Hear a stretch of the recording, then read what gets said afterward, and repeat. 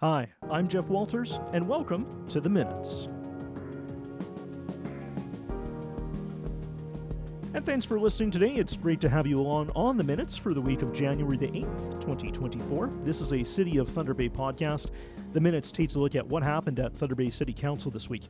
On this episode, we'll have a rundown of what happened on Monday and a couple of feature interviews to start off our podcast. That includes Kayla Dixon, the Director of Engineering, to talk about traffic light synchronization, and a discussion with City Manager Norm Gale, who announced his retirement this week. We'll have those interviews in just a couple of minutes. But first, Council approved a contract for just under $1 million to renovate both City Hall and the Wayland Building. The renovations are so the Finance Department can move to the Wayland Building and then free up space for the Legal Services Department to move within City Hall. There will also be some electrical and mechanical work done in City Hall as well. Council originally made the decision to move the departments around in August of 2022. Council received the updated drinking water financial plan on Monday. The plan shows how the water system will remain financially sustainable into the future, taking into account the use of water, operational costs, and future capital costs. The plan was previously updated in 2018, and there have been some changes since that time. On a financial basis, the total expenses increased by 19% over that time, mainly because of insurance, higher purchase services, and the restoration of utility huts.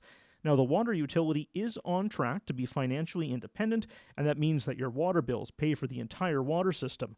Over the next 20 or so years, $394 million in capital spending will be required to keep the water system up to date.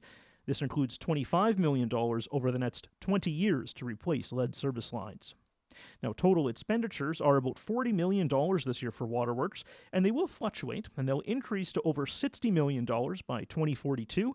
This includes operating expenses and capital costs, as well as debt repayment and interest charges. Now, capital costs are expected to eventually decrease as well. The plan does see water consumption growing by less than 1% a year until 2027, and then it's going to remain stable until 2042. Water revenues for this year were $34 million, and the reserve fund for waterworks is just over $20 million. In the future, though, rates are forecasted to increase by 3% from 2025 to 2028, 2.5% from 2029 to 2037, and then 1.9% after that. And here are some of the infrastructure statistics when it comes to water services in Thunder Bay. There's 723 kilometers of water lines, 4 reservoirs, 7 pump stations, and nearly 38,000 service connections. A resolution from Councillor Michael Zassino got a green light on Monday night. The request was to look again at the installation of red light cameras. The issue was previously brought to Council in 2021. Administration will report back on the costs, the timelines, potential revenues, and recommended locations for the cameras. Many councillors spoke about how this is the right time to again look at red light cameras. The report will go back to Council at the end of October. Director of Engineering Kayla Dixon will join me in just a couple of minutes to speak more about the red light camera program. People who live at Pioneer Ridge, the city's home for the aged, could see a different model of care in the future. The new butterfly model would move away from an institutional and medical style base of care to having a focus on a home-like environment, better relationships between staff, continuous improvement on the quality of care, and allowing staff to better respond to the needs of the people living at the home. Council approved spending $133,000 to help implement the new model of care and also audit how the home is doing after 6 months. The butterfly model, as it's called, has been used across Canada for more than 7 years. Changing how care is given at Pioneer Ridge was identified in the city's program service review back in 2020. And that's a wrap as to what happened at Council this week. For more information on anything that happens at Council, please visit our website, thunderbay.ca/council. It's something that my 3-year-old even tells me from the back seat. You've got to stop at a red light. It's an issue throughout Thunder Bay and the world with drivers running through red lights. 3 years ago, the concept of bringing red light cameras to Thunder Bay was voted down by Council at that time, and now Councillor Michael Zassino wants the city to look at this again, and Council gave its approval to introducing red light cameras, potentially, in Thunder Bay. Kayla Dixon is the Director of Engineering with the city, and she joins me now in the Minutes studio. Kayla, thanks for coming in today. Thanks for having me. I'm glad that you could make it in today. So what exactly are red light cameras? So basically, red light cameras are an automated enforcement process where, as a vehicle approaches a traffic intersection, if the lights have turned red. The traffic controller communicates to the cameras when that happens, and pictures are taken then of vehicles as they're proceeding into the intersection, past the red, and then in the intersection. And basically that information then is transmitted to a joint processing center where the information is confirmed by a police officer, and then a ticket can be issued. Okay, so someone physically looks at the picture before a ticket is issued or something happens. That's correct. Okay. I know that, we mentioned right away that this was looked at before. I guess, what kind of reaction was given 3 years ago? Yeah, so council was partially supportive. Certainly it's a road safety initiative and they were interested in that.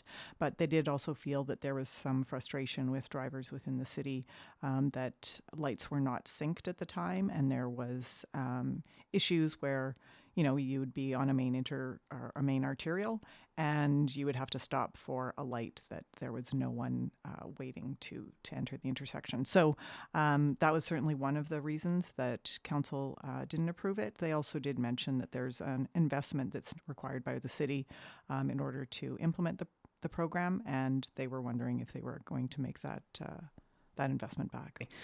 So I know that you've looked at this before, obviously, these red light cameras. What intersections were highlighted before, or what kind of intersections were highlighted before? So we had looked at traffic collisions in the past, and basically reviewed those and identified where we see the T-bone, the right angle collisions, and those were the ones that were the focus. So 3 years ago, this was voted down, and then kind of traffic light synchronization became the priority. I guess, where are we when it comes to the synchronization project? Right, so we've been dealing with communications to some of our intersections right now for the last couple of years, so identifying where we need to update that to fiber connections. And right now we had an RFP out on the street at the end of 23 to look at updating the software that's required to run the automated traffic management system. And so now we'll be meeting with that vendor and getting that together so that probably by the third quarter, end of this year for sure, we'll have 3 corridors that will be synchronized. They'll have the traffic software and the communication and the controllers there. And what routes, I guess, are those? Because people are going to be excited about that.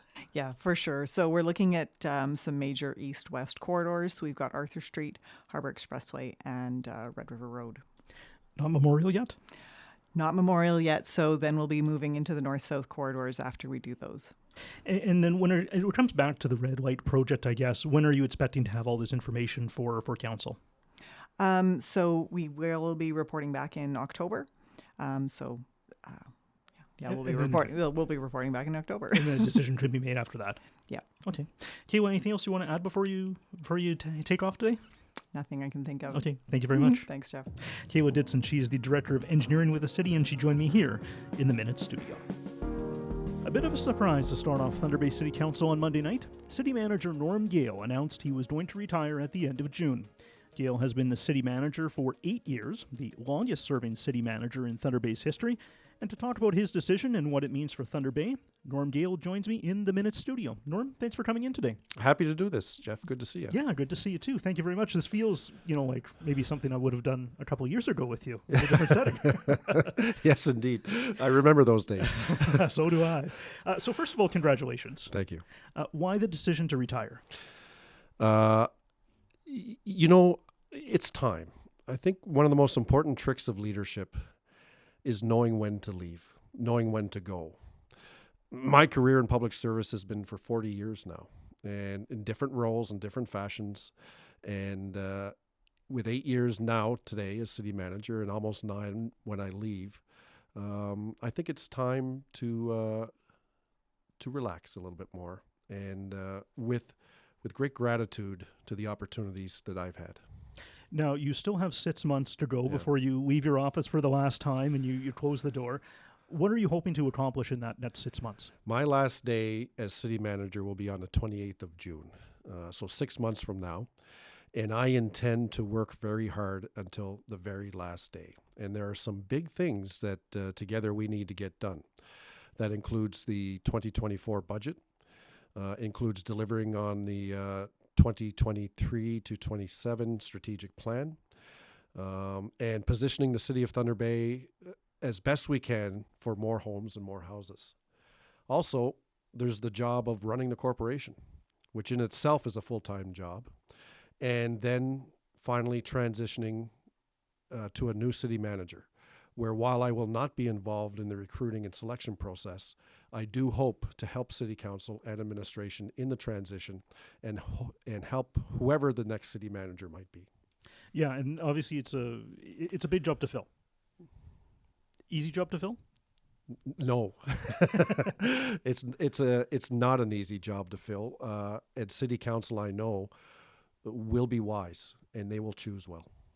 I know you still have 6 months to go, and you've got lots of things that you want to get done in that time.